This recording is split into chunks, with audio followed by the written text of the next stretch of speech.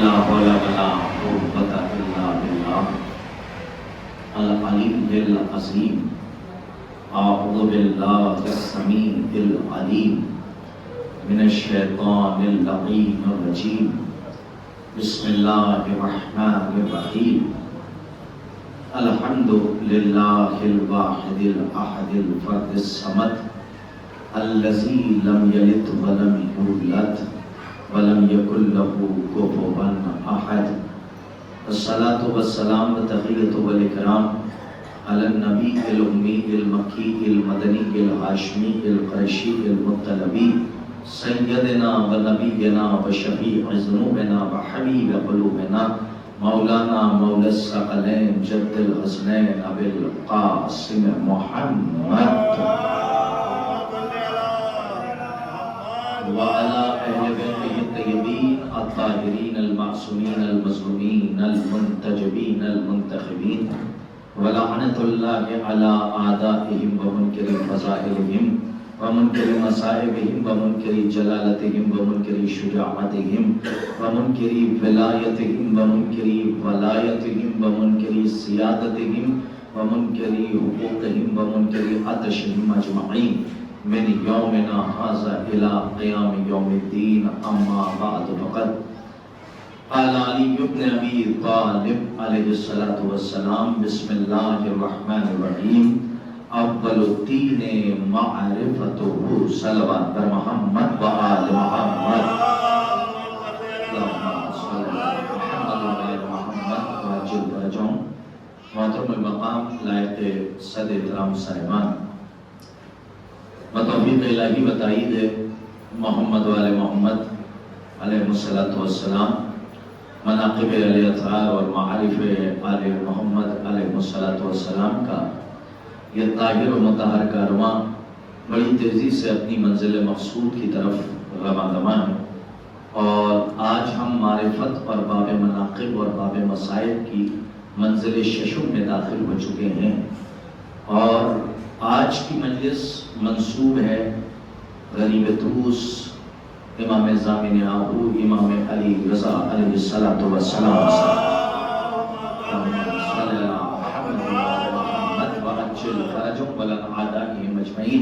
اور مسلسل گفتگو معرفت دین کے سلسلے سے ہو رہی ہے. میں نے آپ کی خدمت میں مسلسل 5 مجلسوں میں اسی ایک جز کو سلامہ کرام کے طور پہ پیش کیا ہے کہ جس میں امیر کائنات نے فرمایا اول الدین معرفتہ، کہ دین کی ابتدا معرفت سے ہوتی ہے. یعنی اگر معرفت نہیں ہے تو پھر دین کا آغاز نہیں ہو سکتا. پھر اسی کے فوراً بعد ہم نے آپ کی خدمت میں ایک حدیث عرض کی تھی من عرف نفسہ فقد عرف ربہ. معرفت رب کا دار و مدار معرفت نفس پر ہے. یعنی مسلسل حدیثیں بھی ہیں اور مسلسل قرآن کی آیات بھی ہیں جو آپ کی خدمت میں پیش کی جا رہی ہیں. لیکن آج چونکہ غریب طوس کے حوالے سے ذکر کرنا ہے اور 8ویں امام کے فضائل اور مصائب کے باب مناقب تک آپ کو پہنچانا ہے، تو میں ایک حدیث کہ جو اہل سنت اور اہل تشیع میں بلا تفریق لکھی گئی ہے اور بالاتفاق علماء کرام نے اس حدیث کو معتبر سند کے ساتھ مانا ہے. وہ فرماتے ہیں من مات ولم یعرف امام زمانہ فقد ماتا میتۃ جاہلیہ. اس کے 2 نسخے ہیں، کوئی اشکال نہ کرے، فقط کے ساتھ بھی ہے اور بغیر فقط کے ساتھ بھی ہے. من مات ولم یعرف امام زمانہ ماتا میتۃ جاہلیہ. جو اپنے زمانے کے امام کو جانے بغیر نہیں، پہچانے بغیر مر گیا وہ جاہل نہیں مرتا ہے. ایک لفظ سے مفہوم بکھر جاتا ہے اور معنی تبدیل ہو جاتے ہیں. وہ جاہل نہیں مرتا ہے بلکہ حدیث کہہ رہی ہے دور جاہلیت کی موت مرتا ہے. کا کیا مطلب؟ کا لا علم نہیں مرتا ہے بلکہ بے دین مر جاتا ہے.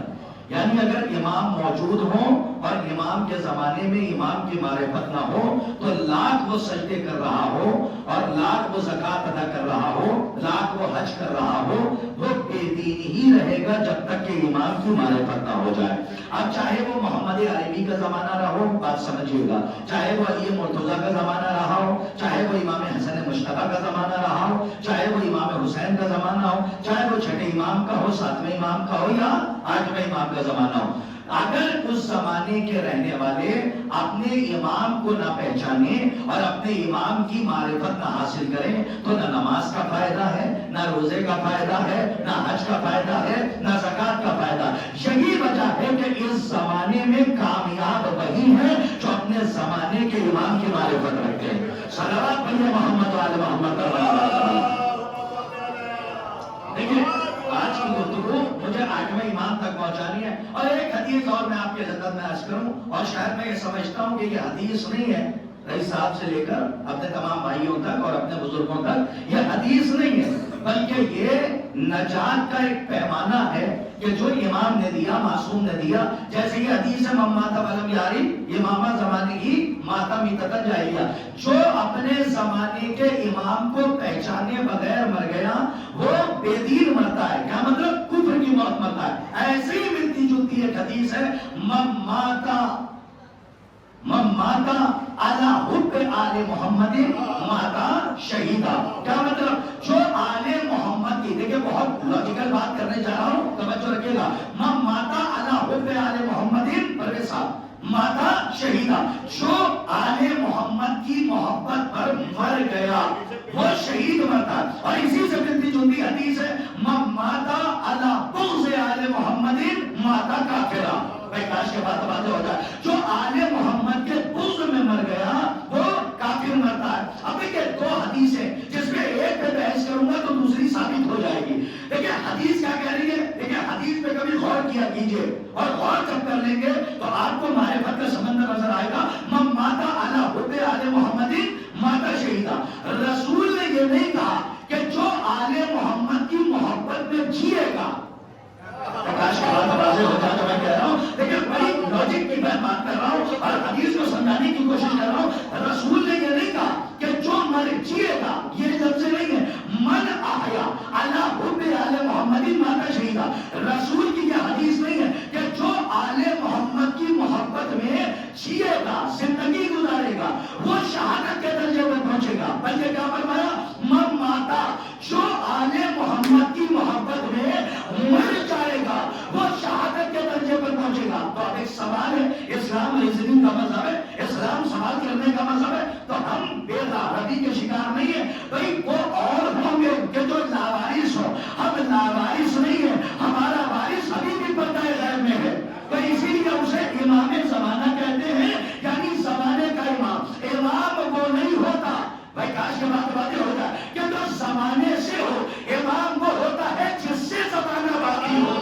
صلوات پڑھیے محمد علی محمد۔ اور غور سے سنیے گا، ایک حدیث کی وضاحت کر رہا ہوں، من ماتا علی حب آل محمد ماتا شہیدا، جو آل محمد کی محبت میں، یہ نہیں کہا جو جیے گا، میں دیکھیں بڑی اہم بات کر رہا ہوں، یہ نہیں کہا جو جیے گا، بلکہ کیا فرمایا جو مرے گا وہ شہادت کے درجے پہ پہنچے گا۔ تو رئیس بھائی پرویز صاحب ہمارے برادران بیٹھے ہیں، کیا مجھے پوچھنے کا حق نہیں ہے، یا آپ کو پوچھنے کا حق نہیں ہے کہ رسول نے یہ کیوں نہیں کہا من احیا؟ دیکھیں بہت بڑا فلسفہ اس کے اندر پوشیدہ ہے، اور رسول کا کلام یعنی معصوم کا کلام ہے، اور اس کے ایک ڈپ میں جائیے اور آپ اس کے ڈپ میں چلے جائیے، آپ اس کی گہرائی میں چلے جائیے۔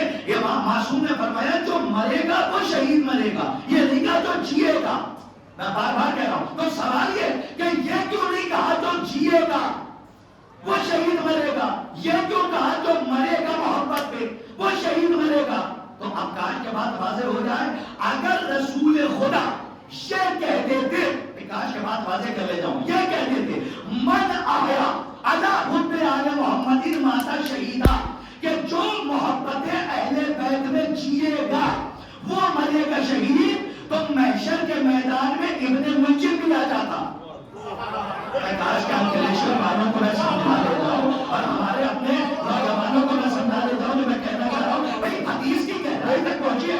اگر رسول دیکھیں میں کہیں لے جا رہا ہوں، اور انشاءاللہ یہ تحفہ بھی آج کی مجلس کا یاد رکھے گا، یہ نہیں کہا جو جیے گا، کیوں نہیں کہا؟ اگر رسول یہ کہتے تھے جو جیے گا محبت میں وہ مرے گا شہید، تو ابو موسیٰ اشعری بھی آ جاتا، کاش کے بعد واضح ہو جائے، نہیں شمر بھی آ جاتا، عبد الرحمن ابن منجم بھی آ جاتا۔ اب آپ کے اندر سوال پیدا ہو رہا ہوگا کہ مولانا یہ کیا کہہ رہے کہ محشر کے میدان میں ابن ملجم آ جاتا، ابو موسیٰ اشعری آ جاتا، شمر آ جاتا، یہ کیوں آ جاتے؟ کیونکہ یہ مرے لیکن کچھ دن انہوں نے اہل بیت کی محبت میں گزارا ہے، تو جب محشر کے میدان میں آتے ہیں تو رسول سے کہتے ہیں کہ جینے کا صلہ دے دیجیے.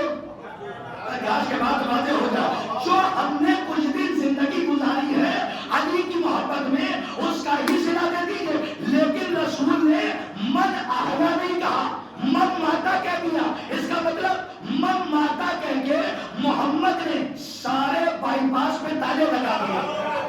آج کے بعد واضح ہو جاتی تو میں کہہ رہا ہوں، من ماتا کہہ کے رسول کریم نے، اب پتہ نہیں کہ آنے والے کب آئیں گے، لیکن جتنے بیٹھے ہیں ان کا رزق ان کے حوالے. اور میرا مقدر جو بات پہنچانے گیا، رسول نے من ماتا کہہ کے سارے بائی پاس پہ تالے لگا دیے. کوئی ادھر سے نہ آ جائے، کوئی ادھر سے نہ آ جائے، کوئی پھان کے نہ آ جائے، کوئی ادھر سے نہ آ جائے. بلکہ رسول نے ایک ہی جملہ کہا کہ ایک ہی دروازہ ہے، من ماتا.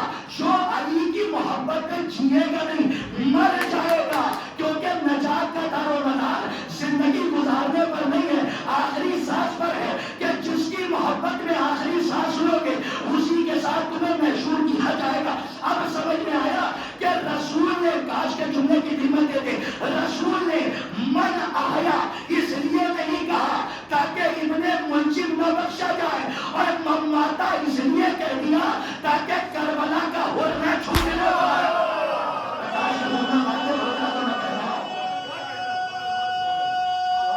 حدیث کی گہرائی تک پہنچیے.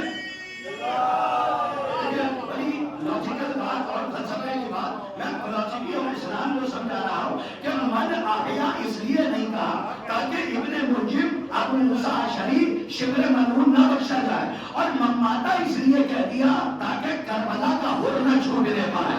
اللہ اکبر، بڑی عجیب بات ہے، تاکہ کربلا کا ہور نہ چھوٹنے پائے. اصل میں معاملہ یہ ہے کہ پڑھے لکھوں سے خطرہ نہیں ہے، زیادہ پڑھے لکھوں سے ہمیں زیادہ خطرہ ہے. تو ہو سکتا ہے کہ مجلس کے بعد کوئی کہہ دے کہ ایک لمحے میں آپ نے نجات دے دی، چاہے پوری زندگی کفر میں بسر کی ہو. ہم سے نہ لڑیے، ہم تو وہ بتا رہے ہیں کہ جو رسول نے بتایا. آپ رسول اللہ سے شکایت کیجئے کہ رسول نے یہ کیوں کہا کہ جو آخری سانس میں علی کا محب ہو جائے وہ ماتا شہیدہ. اچھا سنیے، محدث قمی، محدث قمی کا نام سنا ہے آپ نے؟ بہت بڑے عالم دین تھے. کون تھے؟ محدث تھے. ان کی کتابیں شائع ہوئی ہیں، اور آپ جب ایران جائیے گا تو نام پوچھیے گا کون ہے؟ محدث قمی. ایک عجیب واقعہ بتا رہا ہوں جو انہوں نے اپنی کتاب میں لکھا ہے. خدا کی قسم، اہل بیت کی محبت کوئی معمولی شے کا نام نہیں ہے. اہل بیت کی محبت کی معرفت اگر ہو جائے تو کوئی انسان کسی مومن کو چوراہے پہ کھڑے ہو کے ذلیل نہ کرے. کاش کہ میرا جملہ آپ تک پہنچ جاتا، صرف اس لیے کیونکہ اس کے دل میں علی کی ولایت اور محبت ہے. محدث قمی، دیکھیں میں ادھر دیکھتا ہوں ادھر نہیں دیکھتا ہوں، تو ادھر والوں کو اجازت نہیں ہے کہ وہ ادھر دیکھیں، تو ذرا سا ادھر سنتے رہیں تاکہ میری بات انڈیکیٹ کر کے میں تک پہنچاؤں. محدث قمی نے اپنی کتاب میں بڑا عجیب واقعہ لکھا. وہ لکھتے ہیں، آپ کے پیروں تلے زمین سرک جائے گی. وہ لکھتے ہیں کہ حاکم شام، فقیر شام، فقیر تو سمجھیے، فقیر شام، سب کے نام نہیں لیے جاتے. فقیر شام کے دربار میں ایک رقاصہ تھی. رقاصہ کسے کہتے ہیں؟ رقص کرنے والی، ناچنے والی. تو جب علی ابن ابی طالب کی شہادت ہوئی اور اس کی خبر امیر فقیر شام کو ملی، تو روایت کہتی ہے کہ فقیر شام نے اس رقاصہ کو بلایا بہت ذمہ داری کے ساتھ. کون سی رقاصہ؟ کہ جو ناچتی تھی، سب کا نام لے کے ناچتی تھی. اچھا، عرب میں رقص کرنے کا قانون یہ تھا کہ جس کے خلاف رقص کیا جاتا تھا اس کے لیے شعر پڑھے جاتے تھے. توجہ، شعر پڑھے جاتے تھے. تو اس میں لکھا ہے کہ معاویہ نے اپنے نام لے لیا تاکہ سب تک پہنچے. معاویہ نے اپنے دربار کی رقاصہ کو بلایا، اور علی کی شہادت کی خبر جب پہنچی تو معاویہ نے کہا کہ اے رقاصہ، میں چاہتا ہوں کہ میرا آج بہت بڑا دشمن مارا گیا، خدا لعنت کرے، میرا بہت بڑا دشمن مارا گیا. میں چاہتا ہوں کہ آج تو اس کا نام لے کے اس کے خلاف شعر پڑھ کے رقص کرے. تو اس نے کہا ٹھیک ہے. وہ ناچتی تھی، دربار میں رقص کرتی تھی. اس نے کہا یہ بتا کہ تیرے دشمن کا نام کیا ہے؟ محدث قمی نے لکھا ہے، سنیے، تیرے دشمن کا نام کیا ہے؟ تو جیسے ہی اس نے کہا علی ابن ابی طالب، سنیے، رقاصہ نے کہا اب تک اتنا قبیح عمل انجام دے رہی تھی کہ جو اماموں کو نہ پسند ہو، لیکن پتہ نہیں اہل بیت کس عمل سے خوش ہو جائیں اور اللہ کس کو کیا درجہ عطا کر دے۔ محدث سے دیکھیں زندگی بتانے پہ یہ کمال نہیں ہے، گزارنے پہ نجات کا دار و مدار نہیں ہے، آخری سانسوں پر ہے۔ رقاصہ تھی معاویہ کے دربار میں، اور جیسا ہی علی کا نام سنا تو محدث قومی لکھتے ہیں اس کے چہرے کا رنگ اڑ گیا۔ اس نے کہا کیسی بات کرتا، یعنی تو یہ چاہتا ہے کہ میں علی ابن ابی طالب کے خلاف شعر پڑھوں اور ان کی شہادت پہ میں جشن مناؤں؟ میں یہ نہیں کر سکتی۔ بس اتنی سی محبت، بس اتنی سی محبت اس کے دل میں آئی اور معاویہ نے اسے قتل کروا دیا۔ بڑی بے دردی کے ساتھ واقعہ موجود ہے، قتل کرا دیا۔ جب چھٹے امام کا دور آیا، بھائی اسی جملے پہ میں چاہ رہا ہوں، جب چھٹے امام کا دور آیا تو ایک سائل آیا اور آنے کے بعد کہتا مولا وہ جو واقعہ تحریر ہے روایتوں میں ہے کہ علی کی شہادت کی خبر سننے کے بعد جو رقاصہ تھی فقیر شام کے دربار میں، لمحے بھر کے لیے اس کے دل میں علی کی محبت آ گئی اور اسی محبت پر معاویہ نے اسے قتل کرا دیا، لیکن زندگی بھر رقص کرتی رہی۔ اس کے بارے میں کیا خیال ہے؟ امام مسکرائے اور مسکرا کے کہا ماتا شہیدہ۔ بات واضح ہو جاتی تو میں کہہ رہا ہوں صلوات پڑھیے محمد علی محمد کا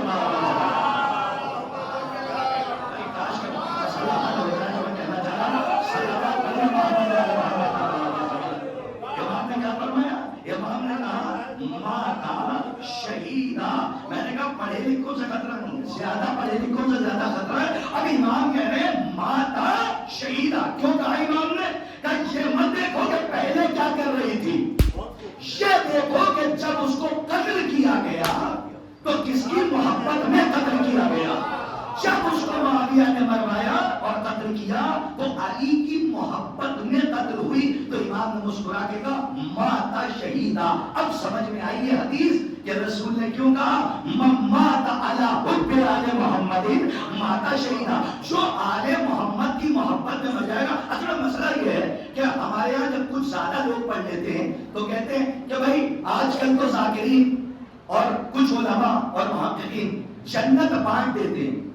ہم نے کہا جنت بانٹتے نہیں ہیں، یہ علی کی محبت کا کمال ہے کہ وہ جنت خرید لیتی ہے۔ اور ہم سے نہ کہیے، یہ تو بولون سے جا کے کہیے کہ ایسے عاشق تھے کہ جنہوں نے جنت کا محل زمین پہ بنایا اور بیچ دیا۔ نہ جس کو غیب پر ایمان تھا اس کو بس 2 درہم میں بیچ دی، لیکن جس کو دیکھنے کے بعد لالچ میں، ہاں باقاعدہ وہ آیا، رشتہ دار بھی تھا نا، بادشاہ جب آیا اس نے کہا اب مجھے بھی دے دے۔ اس نے خواب میں دیکھا کہ زبیدہ کا محل جنت میں اور اس کے اوپر لکھا ہوا ہے کہ یہ زبیدہ کا گھر ہے، اور لالچ پیدا ہوئی۔ وہ آیا، آنے کے بعد کہتا اب مجھے بھی دے دے۔ بولو کتنے میں بیچو گے؟ کہا پوری سلطنت۔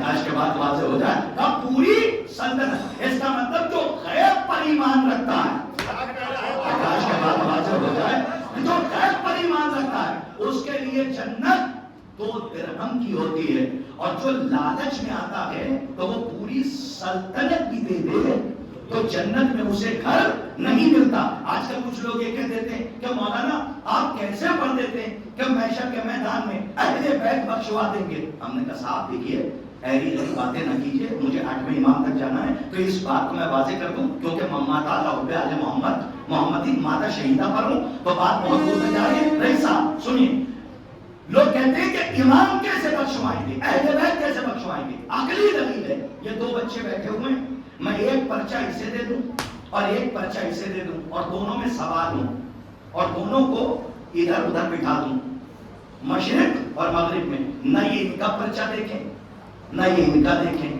پہلی بات تو یہ سن لو کہ ہم، کاش کے جملہ واضح ہو جائے، بجھی ہوئی موم بتیوں کے ماننے والے نہیں ہیں۔ اہل زمان کی نظر میں نے زمان کا جملہ کہا، ہم بجھی ہوئی موم بتیوں کے ماننے والے نہیں ہیں، بلکہ ہمارا تعلق ان ذوات مقدسہ سے ہے کہ جن کے لیے قرآن میں اللہ کہہ رہا ہے والشمس والضحیٰ، کاش کے بعد واضح ہو رہا ہے والقمر اذا الہ، ہم اس سورج اور چاند کے ماننے والے ہیں جس سے مراد رسول خدا ہے، اور چاند سے مراد علی ابن ابی طالب علیہ السلام ہے۔ جا کے تفسیر دیکھیے گا، میرا روح سخن تبدیل ہو جائے گا۔ لوگ کہتے ہیں اہل بیت کیسے بخشوائیں گے؟ بھئی عقلی دلیل ہے، دو بچوں کو میں پرچہ دے دوں اور یہ دونوں بچے اپنا اپنا سوال حل کریں۔ اب یہ بچہ مجھ سے پوچھے مولانا پتہ نہیں وہ حل کر پائے گا کہ نہیں، ایگزام دے پائے گا کہ نہیں، تو میں کہوں گا بیٹے اپنا پرچہ حل کرو۔ آج کے بعد بات ہو جائے اہل بیت کیسے بخشوائیں گے، آج لوگ سوال کرتے ہیں، اپنا پرچہ حل کرو۔ ایسا نہ ہو کہ تم اس کے بارے میں پوچھتے پوچھتے ٹائم اوور ہو جائے اور تمہارا پرچہ لے لیا جائے اور تم جواب نہ دے سکو۔ کا کیا مطلب؟ کہ تم اپنا پرچہ حل کرو، ان کے بارے میں زیادہ نہ سوچو۔ اب لوگ کہتے ہیں اہل بیت کیسے بخشوائیں گے؟ ارے اہل بیت نے جو وعدہ کیا ہے وہ نبھا دیجئے۔ اہل بیت بخشوا کے دکھائیں گے، کہا وہ کیسے؟ کہ تم علی کی محبت میں مر کے دکھاؤ، علی بخشوا کے دکھائیں گے۔ یہ حدیث معصوم ہے، کوئی کھلواڑ نہیں ہے، یہ کوئی دربار نہیں سجا ہوا ہے کہ کسی کو کچھ بھی کہہ دیا جائے اور مان لیا جائے گا، نہیں۔ نصوص معصوم موجود ہے کہ جو علی کی محبت پر مرے گا، زندگی نہیں گزارنا۔ زندگی گزار رہے ہو تو اس کا مطلب یہ ہے کہ ایمان پر ہو، زندگی گزارنے سے لینا دینا نہیں ہے۔ آخری سانس جس کی محبت میں لوگے اسی کے ساتھ تمہیں محشور کیا جائے گا۔ اب 8ویں امام تک میں کیسے آؤں گا تو وہ بھی سن لیجئے، پہلا علی ہو یا 8واں علی ہو، علی علی ہی ہوتا ہے۔ پرکاش کے بعد واضح ہو جائے، چاہے وہ پہلا علی ہو یا 8واں علی ہو، علی علی ہی ہوتا ہے۔ ایک بات سنیے، مولا کائنات کے بیٹے ہیں مولا ابو الفضل العباس، اور مولا ابو الفضل العباس علیہ السلام کی والدہ کا نام ہے ام البنین۔ کیا نام ہے؟ انشاءاللہ کل یا پرسوں کی مجلس میں میں مولا عباس کا ننیحال کا ننیحال اور پھر ددیال پڑھوں گا۔ کم سے کم خوش ہو کے ہی صلوات پڑھ دیتے آپ۔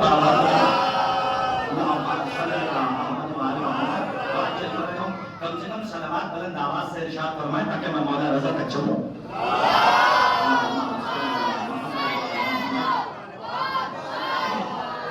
بات ہے مولا کائنات کے بیٹے ہیں مولا ابو الفضل العباس، اور مولا ابو الفضل العباس علیہ السلام کی والدہ کا نام کیا ہے؟ ام البنین۔ ام البنین، دیکھیں قاعدہ یہ ہے کہ اگر میں الجھا دوں تو بچے سو جائیں گے، لیکن 2 جملوں میں سن لیجئے۔ جو لفظ سب سے پہلی بار بولا جاتا ہے اور اس لفظ پر سب سے پہلے جس مفہوم نے بیعت کر لی ہو، جب بھی وہ لفظ بولا جائے گا تو مراد وہی ہوگا۔ کا کیا مطلب؟ کہ جیسے امیر المومنین سب کے سب ہیں لیکن یہ لقب مخصوص ہے۔ وضاحت ہو جائے، چھٹے امام کے دور میں جب کسی نے امیر المومنین کہہ دیا تو دیوریوں کے بل پڑ گئے رحمت کی پیشانی پہ اور فرمایا یہ لقب مخصوص ہے ہمارے جد علی ابن ابی طالب علیہ السلام سے۔ اس کا مطلب امیر المومنین سب ہے لیکن یہ لقب مخصوص ہے علی ابن ابی طالب۔ ویسے ہی جب ام البنین کا نام آتا ہے تو تصور میں کیا آتا ہے؟ مولا عباس کی والدہ۔ لیکن سنیے، جناب نجمہ خاتون، اللہ اکبر، جناب نجمہ، آج تو مولا امام رضا کی سلسلے سمجھنے سے نا تمہیں جناب ان کی والدہ کا ذکر کر رہا ہوں۔ جناب نجمہ خاتون کا ایک نام ہے ام البنین، لقب ہے ان کا۔ جی کیا ہو سکتا ہے پہلی بار سن رہے ہوں تو ذمہ داری کے ساتھ کہہ رہا ہوں، جیسے میں کاش کے نتیجہ پہنچ جائے، جیسے مولا عباس کی ماں کا نام ہے ام البنین، ویسے ہی نجمہ خاتون کا ایک لقب ہے ام البنین۔ تو اس سے کیا نتیجہ نکلا؟ سیدھا ایک رزلٹ ہے کہ ماں اگر ام البنین ہوتی ہے تو بیٹا یا تو عباس ہوتا ہے یا علی ابن موسیٰ رضا ہوتا ہے۔ کاش کا بات واضح ہو جائے تو جناب عباس کی والدہ کا بھی نام کیا ہے؟ ام البنین، اور علی ابن موسیٰ رضا کی والدہ جناب نجمہ خاتون، اور ان کا بھی لقب ہے تاریخ میں ام البنین۔ میں اس کی بحث میں نہیں جانا چاہتا۔ 8ویں امام علی رضا علیہ السلام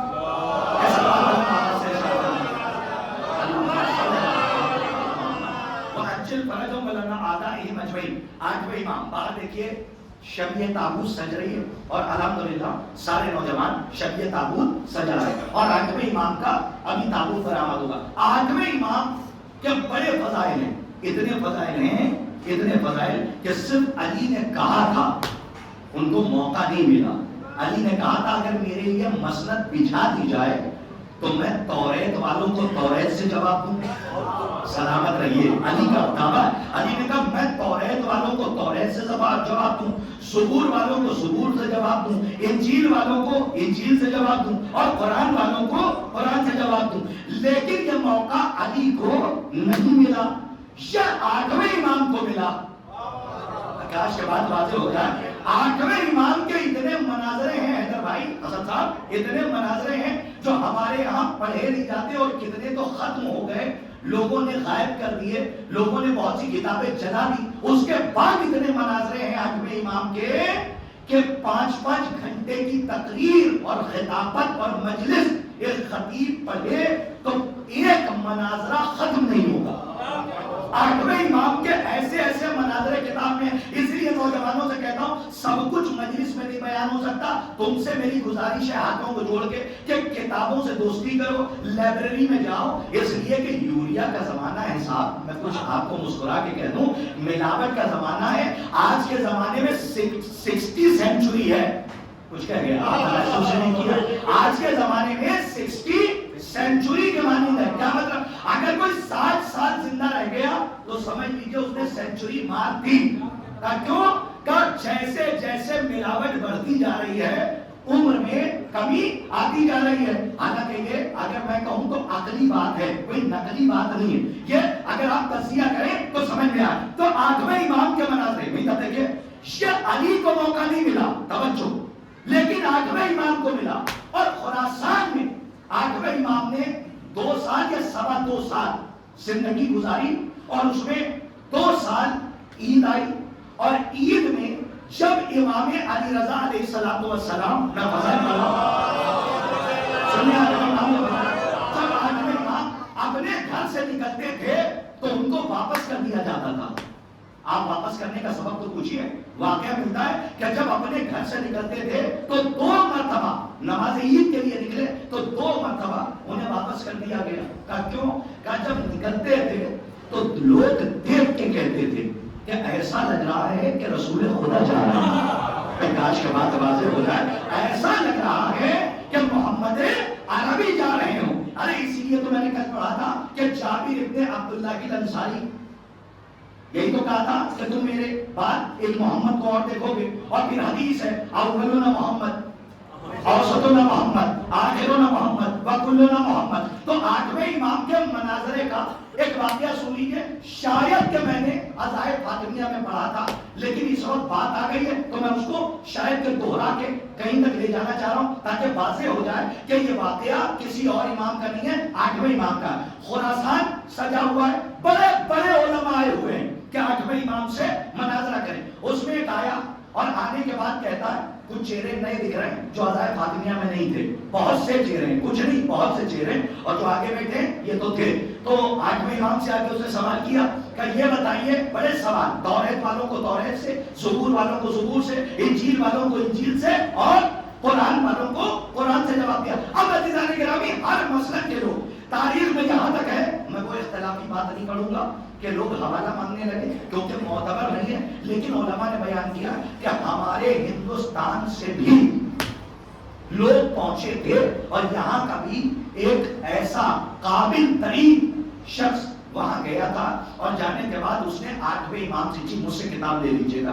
میں سن کے پڑھنے والوں میں سے نہیں ہوں, جب تک کہ کتاب میرے پاس نہ ہو, تو اس لیے نہیں پڑھ رہا ہوں تاکہ کوئی حوالہ معتبر نہ مانگے, اس میں اختلاف ہے. لیکن امام نے اس کو, علماء نے بیان کیا ہے کتابوں میں, وہ واقعات موجود ہیں. ہندوستان سے بھی ایک عالم گیا تھا اور آنے جانے کے بعد وہ کون تھا, وہ پہلے ہوتے تھے نا, جیسے ہمارے یہاں کہا جاتا ہے ہندی میں ریشی منی جو کہلاتے تھے, وہ کون ہوتے تھے؟ وہ ایسے ہوتے تھے کہ تپسیا کرتے تھے. ہندو جیسے ہندو میں تپسیا کا کیا مطلب ہے؟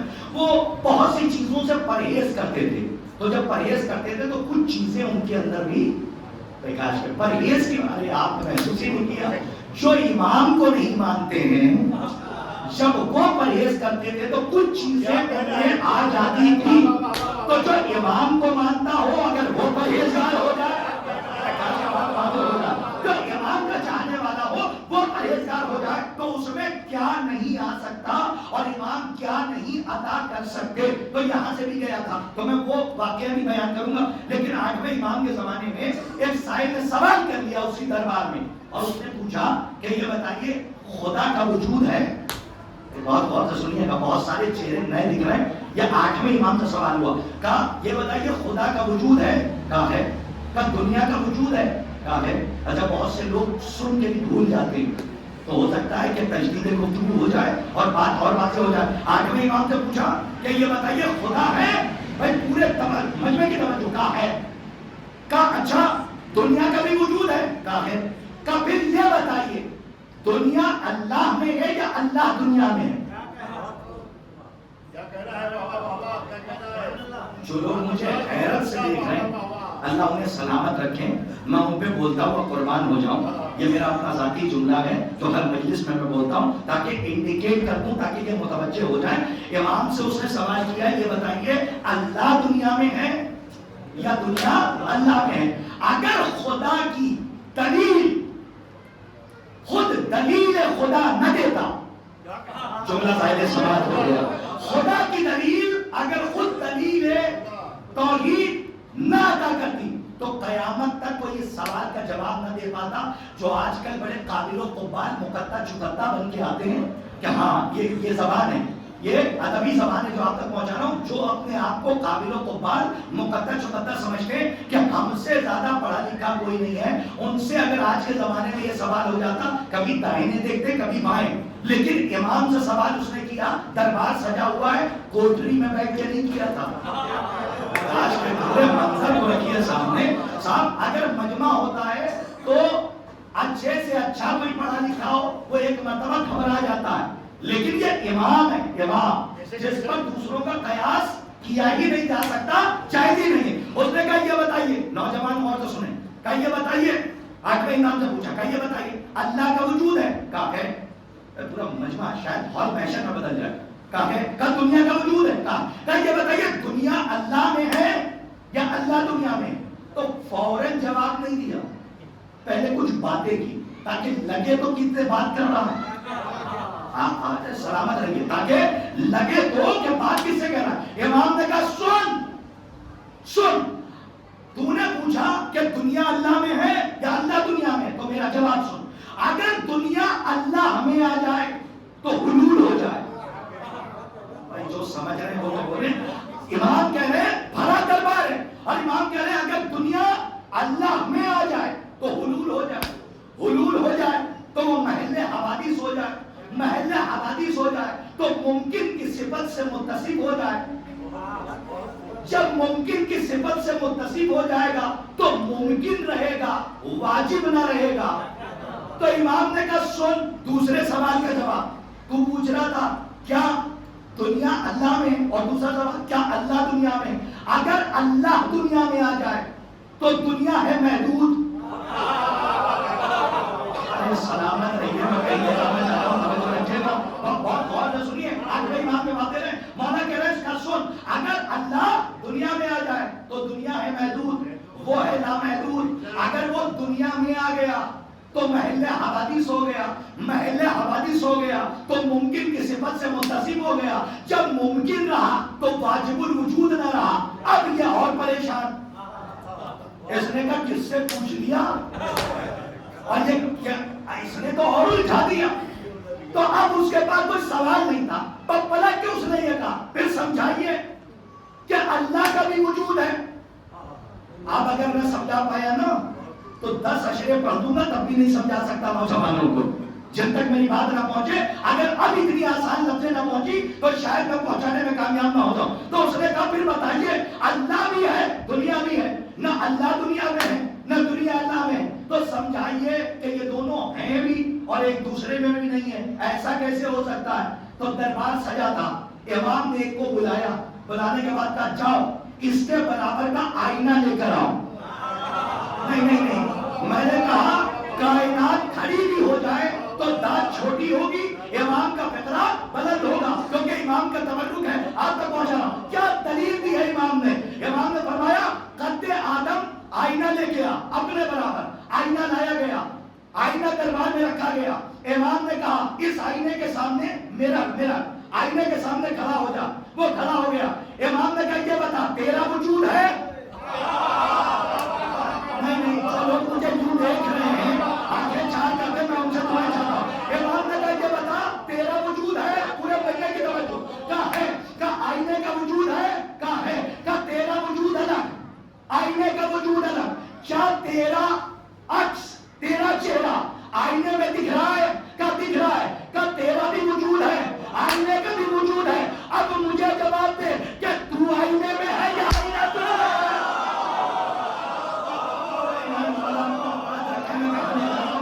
دلیل سنیے جہاں تک لے کر پہلے ایک سلوات پڑھیے، منزل بہت پسند ہے، بار سے بلند منزل بہت پسند ہے، ڈانس سلوات پڑھے محمد اللہ۔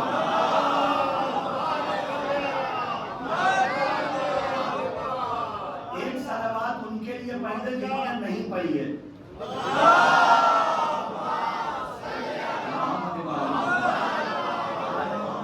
مجھے معاف کیجیے گا، میں اتنا کنجوس نہیں ہوں کہ خود کماتا جاؤں دوسرے کو نہ دوں۔ ایک سلوات پڑھیے محمد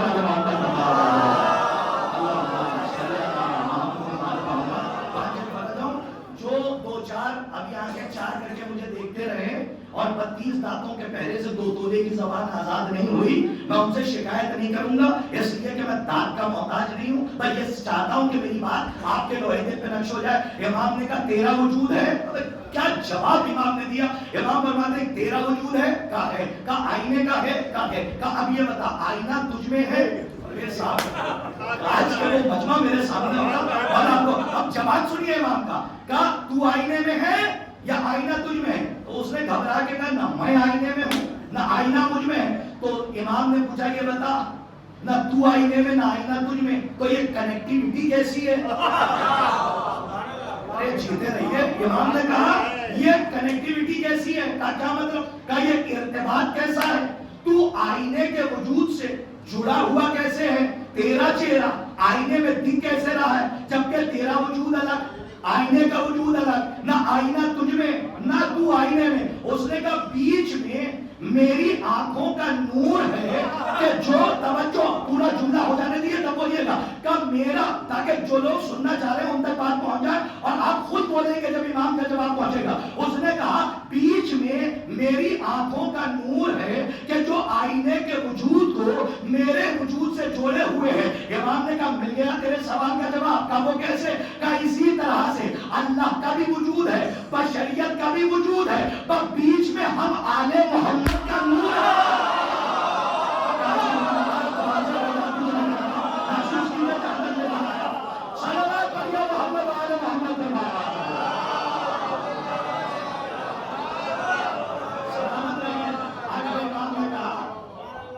ویسے ہی اللہ کا بھی وجود ہے اور دنیا کا بھی وجود ہے، بیچ میں بس ہم آل محمد کا نور ہے کہ جو توحید کے وجود کو بشریت کے وجود سے جوڑے ہوئے ہیں۔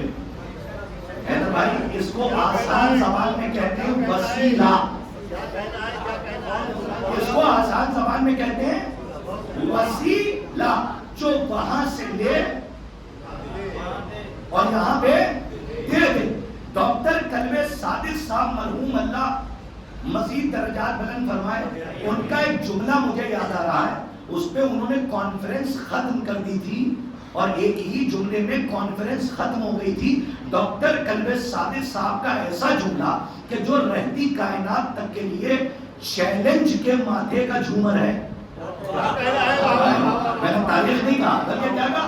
چیلنج کے ماتھے کا جھومر ہے۔ کیا جملہ کہہ گئے؟ خدا کی قسم کروٹ کروٹ اللہ جنت نصیب فرمائے۔ وہ کانفرنس میں تھے اور سارے فرقے کے لوگ بیٹھے تھے، اہل سنت برادران بھی تھے اور اہل حدیث سب بیٹھے تھے۔ وہ جانتے ہیں کتنے شائستہ مزاج تھے؟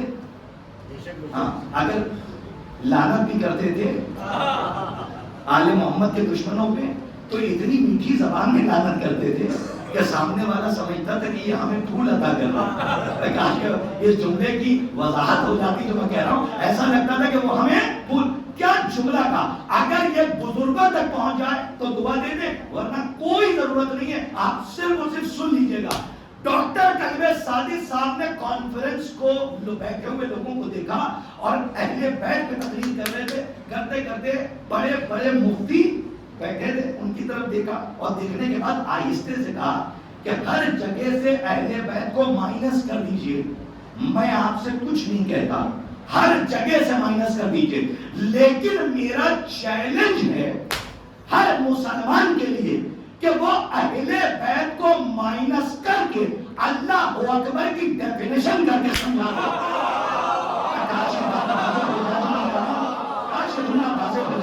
سلامت پڑھیے محمد والے محمد میں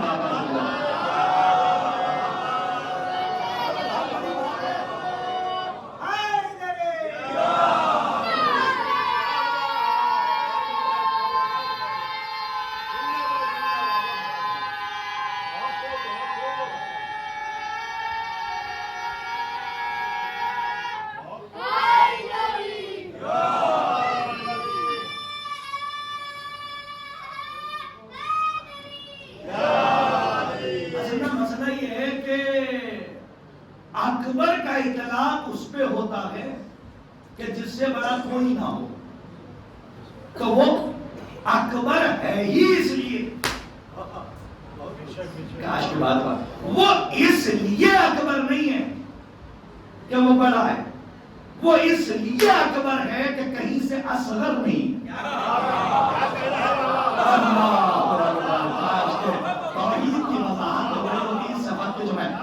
وہ اکبر اس لیے نہیں ہے کہ وہ بڑا ہے, نہ وہ اکبر اس لیے ہے کہ کہیں سے اصغر نہیں ہے. جیسے خطبہ توحید میں جو شیخ صدوق علیہ الرحمن نے نقل کیا ہے توحید مفصل, اس میں امام نے فرمایا وہ رازق اس لیے نہیں ہے کہ وہ دے رہا ہے, وہ رازق اس لیے ہے کہ تمہیں دے تو رہا ہے, کسی سے لے کر نہیں دے رہا.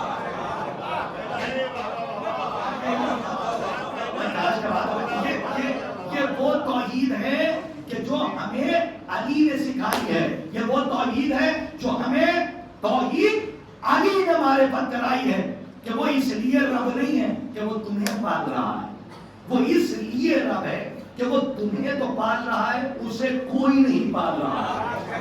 کاش کہ یہ توحید سمجھ میں آ جائے. وہ اس لیے خالق نہیں ہے کہ اس نے تمہیں خلق کیا ہے, وہ اس لیے خالق ہے کہ اس نے تمہیں خلق کیا, اسے کسی نے خلق نہیں کیا. یہ ہے صحیح توحید کہ جسے علوی توحید کہتے ہیں.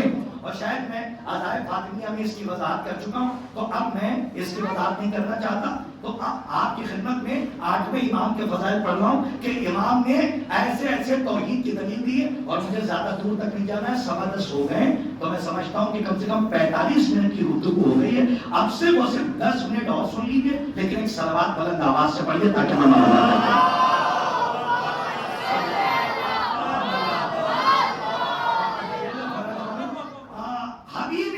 حبیب خراسانی نام سنا ہے؟ باتیں نہ کیجیے گا, 10 ہی منٹ ہیں, 10 گھنٹے نہیں.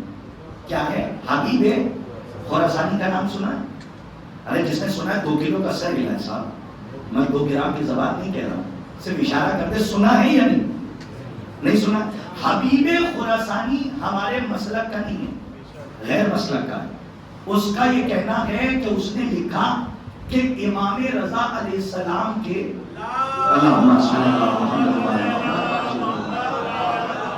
وہ لکھتا ہے کہ امام علی ابن موسیٰ رضا علیہ السلام غریب طوس کے خراسان میں داخل ہونے کے 2 روز قبل, 2 دن پہلے, خراسان میں داخل ہونے کے 2 دن پہلے میں سو رہا تھا. میں نے خواب میں دیکھا, آپ نے کہیں ٹکڑا سنا ہوگا, میں مکمل سنا رہا ہوں. میں نے خواب میں دیکھا کہ میں خانہ کعبہ کا طواف کر رہا ہوں, اور خانہ کعبہ کے طواف کرتے درمیان کسی نے پیچھے سے آواز دی کہ رسول خدا مسجد ابا ذر میں بیٹھے. جس کو آپ ابو ذر کہتے ہیں، وہ میں کہہ رہا ہوں کیا کہاں بیٹھے ہیں؟ مسجد ابا ذر، یعنی مسجد ابو ذر میں بیٹھے. تو وہ کہتا ہے کہ میں نے عالم خواب میں جلدی جلدی آواز سنی، طواف مکمل کیا، بھاگا کہاں؟ مسجد ابو ذر کی طرف. میں نے دیکھا کہ رسول خدا بیٹھے ہیں، ہمارے مسلک کا نہیں. وہ کہہ رہا ہے رسول خدا بیٹھے، حبیب خراسانی. وہ کہتا ہے رسول خدا بیٹھے، ان کے داہنی طرف خرمے کا ایک تشت رکھا ہے، سلامت رہیے، خرمے کا ایک تشت رکھا ہے. اور جیسے ہی میں پہنچا تو رسول نے بغیر دیکھے بغیر گنے ایک مٹھی اٹھائی اور میرے ہاتھ میں رکھ دی. میں نے ان کھجوروں کو گنا، 18 تھے. کتنے؟ میں آج وہ ایمان کا کر رہا ہوں، والا آپ آباد رکھیں، کاش کے بات واضح ہو جائے. کلنا محمد کی دلیل دے رہا ہوں. وہ کتنے تھے؟ 18 تھے. اس نے کہا کہ میں خواب سے بیدار ہو گیا، میں نے یہ خواب میں دیکھا. 2 دن کے بعد جب امام کا ورود ہوا اور امام آئے اور سارے لوگ امام سے مل رہے تھے تو اسی مجمع میں میں بھی تھا. وہ قسم کھا کے کہتا ہے خدا کی قسم، وہ لکھتا ہے، وہ کہتا ہے خدا کی قسم میں نے دیکھا کہ علی ابن موسیٰ رضا بیٹھے اور ان کی دائنی طرف جیسے رسول کے پاس خرمے کا تشت رکھا تھا ویسے ہی خرمے کا تشت رکھا ہے. میں نے ملاقات کی اور ملاقات کرنے کا میں کہیں لے جا رہا ہوں. ملاقات کی آخری بات میں یہ سما، ملاقات کی اور میں نے کہا سلام کیا. اور ظاہر سی بات ہے ملاقات کرنے کے بعد سلام کیا، سلام کا جواب ملا. امام نے ایک مٹھی، سلامت رہیے، ایک مٹھی میں کاش پہنچا لیتا ہوں، جہاں میری روح ہے وہاں سب کو لے جانا چاہتا ہوں، یہاں بیٹھ کے نہیں، خراسان پہنچا کر روح کو کہ آپ وہاں موجود ہیں اور مولا کے فضائل کو سن نہیں رہے، دیکھ رہے. اس کیفیت میں سنیے تو لطف آئے گا. مولا نے، امام نے ایک مٹھی خرما اٹھایا اور مجھے دے دیا. وہ کہتا خدا کی قسم. پتہ ہے قسم کہاں کھائی جاتی ہے؟ جہاں بات کو مضبوط کرنا ہو وہاں پہ قسم کھائی جاتی ہے. اس نے کہا خدا کی قسم میں نے جب خرمے گنے تو 18 تھے. کاش کا بات واضح ہو جائے. کیا فرمایا؟ کہا جب خرمے گنے، میں کہیں لے جا رہا ہوں اس واقعے کے ذمہ، 18 تھے، نہ 17 نہ 16. اب جب مل گئے نا تو اس کے اندر تھوڑی سی طلب ہو جاتی. اس نے کہا کہ کچھ اور بھی عطا کر دیجیے. تو امام نے فرمایا اگر میرے نانا نے بھی دیا ہوتا. سبحان اللہ. دیکھیں معرفت میں کیسے اضافہ ہو رہا ہے. کیا مطلب؟ کہا جو مٹھی محمد کی ہے وہی مٹھی علی ابن موسیٰ رضا کی ہے. اب آئیے، صرف علی ابن موسیٰ رضا نہیں، جب یمن سے مال غنیمت آیا، واقعہ موجود ہے، یمن سے مال غنیمت آیا تو رسول اللہ نے حکم دیا علی کو کہ سب کو برابر سے بانٹ دو. تو علی ایک ایک مٹھی اٹھاتے تھے، دیتے تھے، چلے جاتے. مٹھی پہ بات کر رہا ہوں صاحب، میں کب پہ بات کر رہا ہوں؟ ابھی تو ہتھیلی کے فضائل ہو رہے ہیں صاحب، ابھی تو کب کے فضائل ہو رہے ہیں. علی بغیر دیکھے مٹھی اٹھائے. ارے اسے دیکھنے کی کیا ضرورت کہ جس کی تلوار 70 نسلوں کو دیکھ کر چلتی ہے. بات ہو جائے. علی نے بس یہی میں مجلس امام ہے، علی نے سب کو، لوگ آتے گئے، مال غنیمت رکھا ہے، علی نے ایک ایک مٹھی دینا شروع کی. ایک آیا، جیسے معلوم میخ نکالنے والے آتے ہیں نا، مجمع میں سب اچھے نہیں ہوتے، کچھ شک بھی پیدا کر جاتے ہیں. تو آیا، آنے کے بعد کہتا یا رسول اللہ، علی مال غنیمت کے بانٹنے میں نعوذ باللہ عدالت نہیں کر رہے ہیں. اب علی کی شکایت رسول سے کر رہا ہے نا. اس کو کہتے ہیں عقل پہ پتھر نہیں پہاڑ ہے. کاش کے بات واضح ہو جائے. آگے کہتا ہے کہ علی عدالت نہیں کر رہے ہیں. بھائی تھوڑا سا جان جائیے گا، ایسا نہ کہ تھک گئے. بس آخری بات ہے، میں یہاں سے ایک واقعہ پڑھ کے مجلس تمام کروں گا اور ہاتھ ہی کا تمام کر دوں گا کہ سب کے ہاتھ ایک ہی جیسے ہیں. میں اس کی دلیل دے رہا ہوں کیونکہ کلنا محمد ہے، بال برابر کا فرق نہیں ہے کسی محمد میں. اب جیسے ہی یہ شکایت آئی تو رسول نے علی کو بلایا، کہا علی تم یہاں بیٹھو، جتنے بھی مال غنیمت جن کو علی نے بانٹا ہے ایک ایک مٹھی، سب کو بلاؤ. سب کو بلایا، کہا سب اپنی اپنی مٹھی سے جو علی نے دیا ہے اللہ کے رکھ دیں. کہا ترازو لاؤ. میں کہیں میں جانا چاہ رہا ہوں, جو رسول اللہ کا فکرہ ہے وہ سنیے گا. کہا ترازو لاؤ. ترازو لایا گیا, ایک کو بلایا, کہا ایک مٹھی ادھر سے اٹھاؤ اس کی والی, ایک پلڑے میں رکھو, دوسری مٹھی اٹھاؤ دوسرے پلڑے میں رکھو. خدا کی قسم تاریخ کہتی ہے کہ رسول اللہ نے تولنے سے پہلے اتنا بڑا جملہ کہا. وہی کہہ سکتا تھا کہ جس پہ سامنے والے پر اپنی طرح بھروسہ ہو. رسول نے فرمایا اگر تولنے میں جو کے دانے کے برابر, جو کے دانے کے برابر عدالت میں فرق آ گیا تو ذمہ دار میں ہوں. اور کیا یقین ہے, کہا جو کے دانے کے برابر اگر فرق آ گیا تو ذمہ دار محمد ہوگا. جیسے ہی تولا تو بال برابر کا, بال برابر کا فرق نہیں آیا. اب جو دیکھ رہے ہیں کیوں دیکھ رہے ہیں, جو بول رہے ہیں کیوں بول رہے ہیں میں نہیں جانتا, لیکن جملہ اور نتیجہ پہنچا رہا ہوں. اور رسول نے فوراً ایک حدیث ارشاد فرمائی. رسول نے فرمایا اب سمجھے میرا ہاتھ علی کا ہاتھ ہے. کے بعد واضح ہو جائے, میرا ہاتھ علی کا ہاتھ ہے, میرا ہاتھ دستے عدل ہے. آکاش کے اس کی قیمت آپ دیتے تھے, میرا ہاتھ دستے عدل ہے, ویسے ہی علی کا ہاتھ دستے عدل ہے. اب جملہ آپ کے حوالے کروں, رسول کا ہاتھ دستے عدل ہے, علی کا ہاتھ دستے عدل ہے. تو یہ کیسے ہو سکتا ہے کہ جس کا ہاتھ دستے عدل ہو وہ کسی ظالم کے ہاتھ پر بیان کر رہا ہے. آج کے بعد واضح ہو جائے, صلوات پر یہ محمد والے محمد کا نام.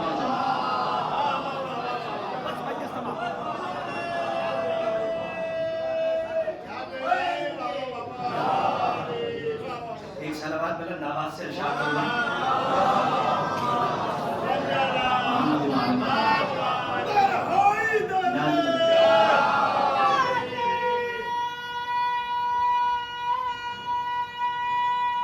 بھائی وقت زیادہ تو نہیں ہو گیا؟ ہاں بس میں جا رہا ہوں. کمیٹی کے نوجوان ہیں اور ماشاءاللہ تیاری آپ کی مکمل ہے. مولا آپ کو سلامت رکھیں اور آپ کی اس عبادت کو شہزادی شرف قبولیت عطا فرمائیں. اس حقیر فقیر عبد ذلیل سراپے تفسیر خاک پائے جناب زینب دلگیر سلام اللہ علیہا کی ذاکری کو اور آپ کی آمد کو, آپ کی عبادت کو شرف قبولیت عطا فرمائیں. یہ تھے ہاتھ کے فضائل جو میں آپ کی خدمت میں, جو ہاتھ ان کا ہاتھ وہی ہاتھ علی ابن موسیٰ رضا کا ہاتھ, اور جو ہاتھ رسول کا ہاتھ وہی ہاتھ علی کا ہاتھ. اور آخری بات, مجلس تمام اسی ہاتھ پہ مجلس تمام کروں گا, اور صرف ہاتھ پہ سنیے صاحب, صرف مجھ سے اس طالب علم ناچیز سے خادم سے 1 گھنٹے صرف ہاتھ پہ بلوائیے تو کم سے کم میں ہاتھ پہ تو کم سے کم 1 گھنٹے کی مجلس صرف ہاتھ پہ میں پڑھ سکتا ہوں کہ صرف ہاتھ کے فضائل کیا ہیں. مسجد نبوی میں بچے یہ جو آگے بیٹھے ہیں وہ سنیں, مسجد نبوی میں نبی بیٹھے ہوئے ہیں اور سارے اصحاب بیٹھے ہوئے ہیں. بھئی کیا عجیب بات ہے, رسول نے اپنا داہنا ہاتھ آگے بڑھایا, سنو داہنا ہاتھ رائٹ ہینڈ آگے بڑھایا اور کہا سارے صحابہ سے اس کو تشبیہ دو. تشبیہ جانتے کسے کہتے ہیں؟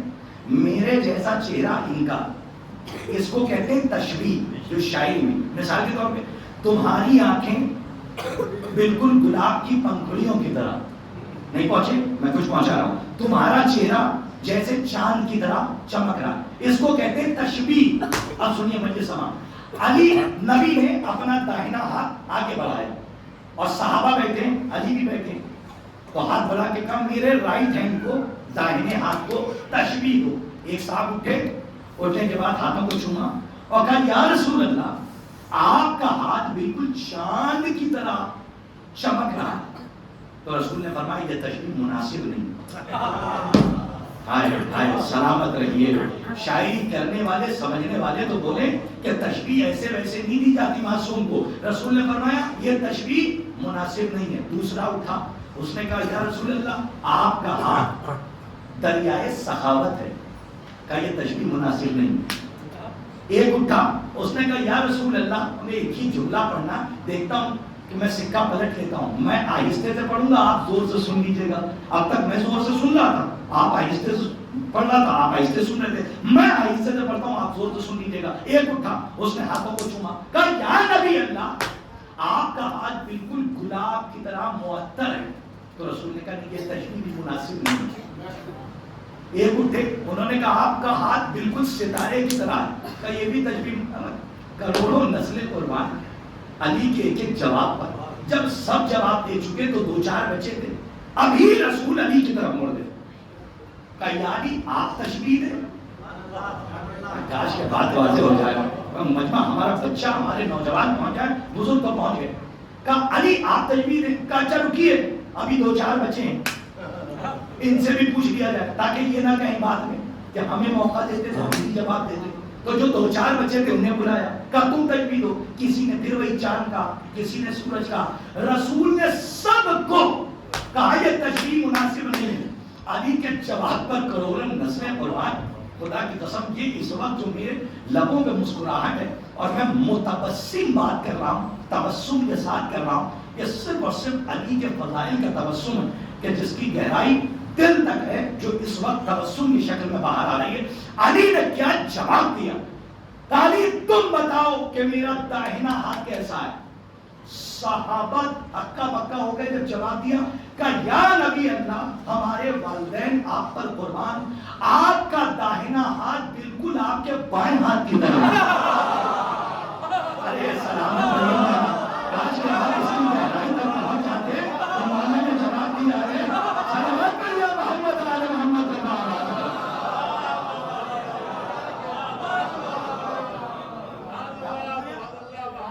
علی کے ایک ایک جواب پہ کروڑوں نسلیں قربان. علی نے فرمایا یا نبی اللہ آپ کا داہنا ہاتھ بالکل آپ کے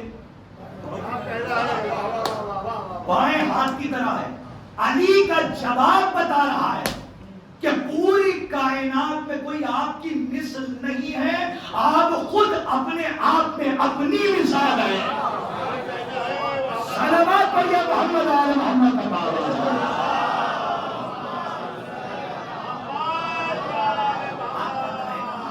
آپ کے بالکل بائیں ہاتھ کی طرح.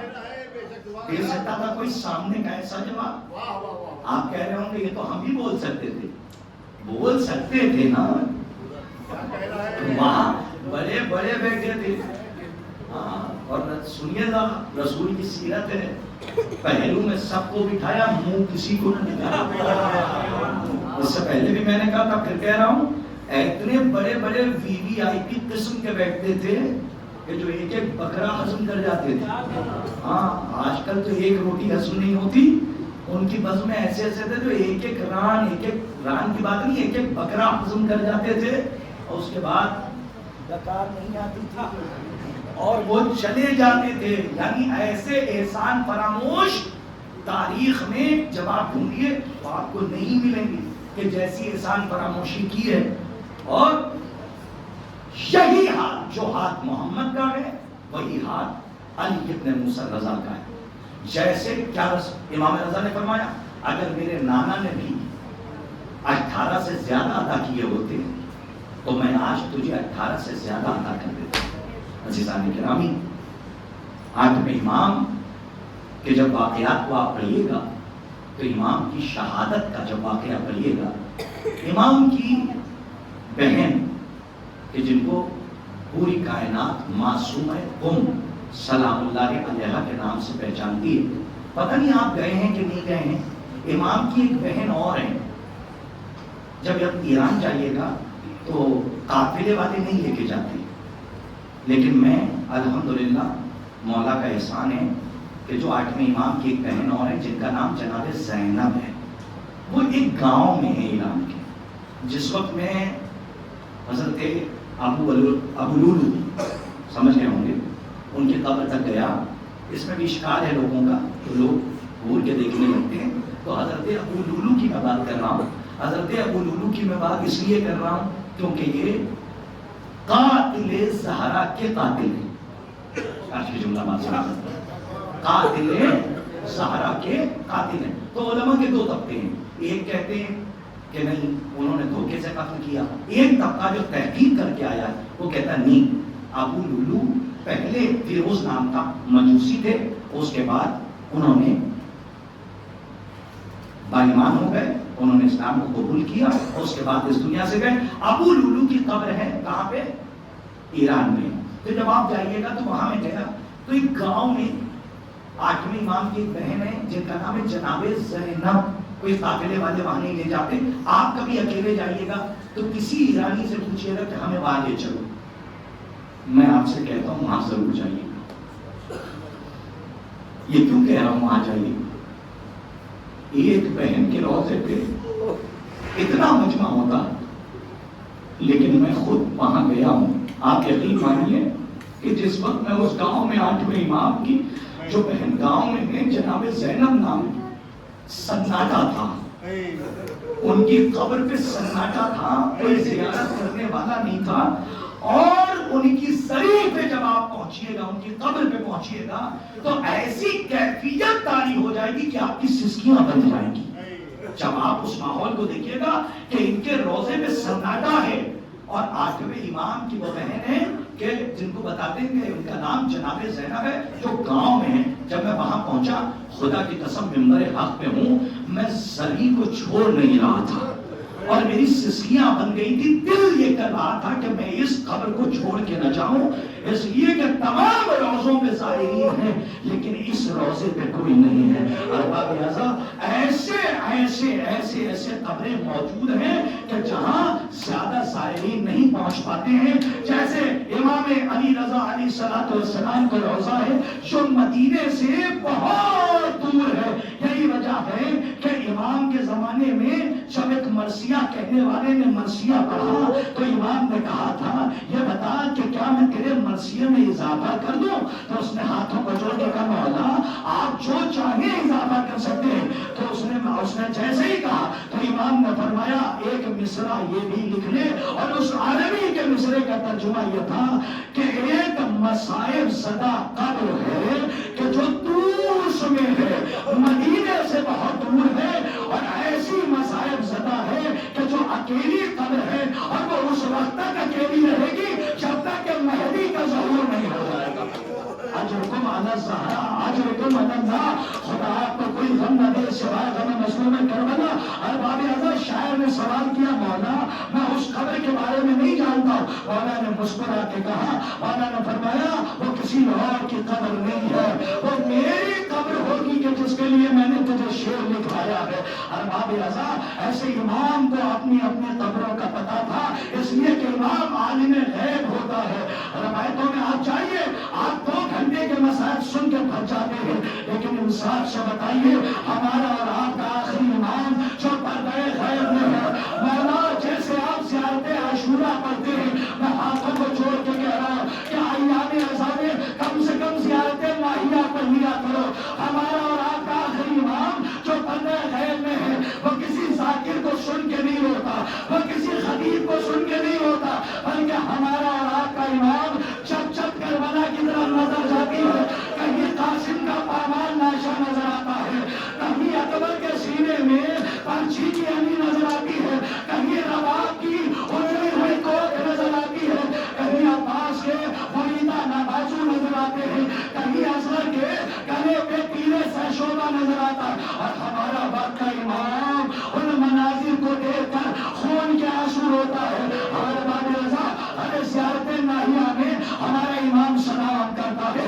روئیے گا ساروں قطار روئیے گا اس لیے کہ آج 8ویں امام کا توسہ دینا ہے. کس کو توسہ دینا؟ جناب زینب کو توسہ دینا فاطمہ زہرا کو توسہ دینا. لیکن آج خصوصی توسہ اس بہن کو ضرور دیجیے گا کہ جو بہن اپنے بھیا سے ملاقات کے لیے آئی لیکن ملاقات نہ ہو سکی اور تم میں جس کا مدفن ہے کہ جس کے لیے روایت اور حدیث موجود ہے کہ جس نے معصوم تم کے روزے کی زیارت کی اس نے گویا قبر فاطمہ زہرا کی زیارت کی. ارباب اعضاء اتنا مرتبہ ہے کریم اہل بیت ہے جناب معصوم تم لیکن سننا سنیے کہ زیارت ناہیہ میں امام مولا فرماتے ہیں ہمارا اور آپ کا آخری امام کہتا سلام ہو ان سروں پر جنہیں نیزوں پہ مارنا کر کے لے جایا گیا. سلام ہو ان بیریدہ بیویوں پر جنہیں شرابیوں کے دربار سے گزارا گیا. آگے بڑھ کے وہ عجیب گزرا مولا کہتے ہیں اگر سمجھ گئے نا تو جب تک ہائے حسین کہتے ہوئے جاؤ گے اور ہائے حسین کہہ کے ہاتھ مار لینا، مولا فرماتے ہیں زیارت مریم، مولا کہتے ہیں سلام ہو، میرا سلام ہو میرے اس چلتے بزرگوار پر کہ جس کے بدن کا گوشت زنجیریں کھا گئی۔ اجرکم الزہرا اجرکم اللہ، اللہ جانے آپ نے کیسے محسوس کر لیا قیامت کا فکرہ۔ مولا فرماتے سلام ہو میرے اچھتے بزرگوار پر کہ جس کے بدن کا گوشت زنجیریں کھا گئی۔ ارباب رضا ایسے امام سلام کرتے رہے، لیکن روایتوں میں یہاں تک ہے آج 8ویں امام کی شہادت ہے۔ تو ایک روایت سنیے، اب جناب زینب کس کی بہن ہے؟ مولا حسین کی بہن ہے۔ معصومہ اکرم کس کی بہن ہے؟ امام رضا کی بہن ہے۔ لیکن میں اتنا کہنا چاہوں گا، ہماری مائیں بہنیں بھی مجلس کو سن رہی ہیں، اللہ ان بہنوں کو سلامت رکھے کہ جن کے بھائی ہیں، اور اللہ ان بھائیوں کو سلامت رکھے کہ جن کی بہنیں سلامت ہیں۔ ذرا تصور کریں کہ بہن اپنے بھائی کو کتنا چاہتی ہے، لیکن دو بہنیں تاریخ میں ہیں، ایک جناب زینب اور ایک معصومہ اکرم۔ میں کہوں گا معصومہ، آپ کی نالین پر ہمارے بچے قربان ہو جائے، ہمارا گھر پر قربان ہو جائے، آپ کا بڑا مرتبہ ہے۔ آپ وہ بہن ہیں جو اپنے بھیا سے ملنے کے لیے آئے، لیکن اے معصومہ، آپ نے اپنے بھیا کو تڑپتے ہوئے نہیں دیکھا کہ جب مامون نے زہر دیا، تڑپنا نہیں دیکھا، لیکن کربلا میں ارے وہ حسین کی بہن زینب ہے جس نے 70 قدموں کے فاصلے سے دیکھا کہ میرا بھیا کنڈ خنجر سے ذبح کیا جا رہا۔ اجرکم اللہ اجرکم الزہرا۔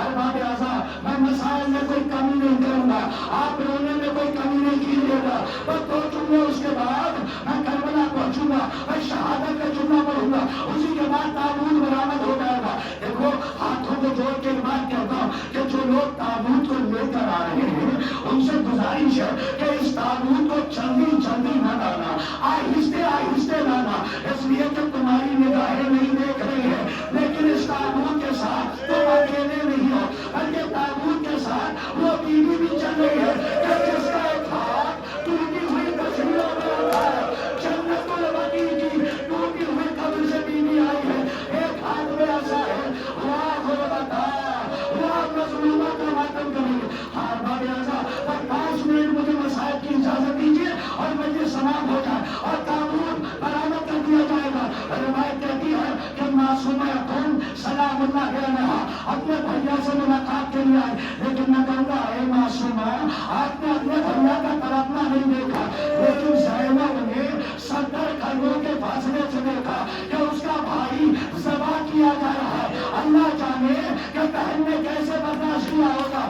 ایک جملہ اور سنیے، اور یہی شہادت میں میں نے سنا، روایت کہتی ہے کہ جب امام مامون کے دربار میں جانے لگے نا، جب شہادت کا وقت قریب آیا، مامون کے دربار میں جانے لگے تو چاہنے والوں نے کہا مولا آپ اس عالم میں جا رہے ہیں، تو مولا نے کہا سنو، اپنے شیعوں سے کہا سنو، اگر میرے سر پہ رضا نہ ہو تب مجھ سے کلام کرنا، اور اگر میں جب لوٹوں میرے سر پہ رضا ہو تو مجھ سے سلام نہ کرنا، کیونکہ میری شہادت کا اس وقت قریب ہوگا۔ اور باب اعضاء مولا گئے، ارے قیامت آ گئی، آپ ماتم کیجیے گا، مولا گئے اور جانے کے بعد جب مامون نے زہر دیا، مولا نے جب تناول فرمایا اور مولا جب واپس آئے تو روایت کہتی ہے کہ مولا خاموش تھے، سر پہ آواز بنی ہوئی تھی، آنے والوں نے جب دیکھا تو دیکھنے والوں کا دل تڑپ گیا، اور کیا وہ کہنے لگے کہ میرا مولا مجھ سے جدا ہونے والا ہے،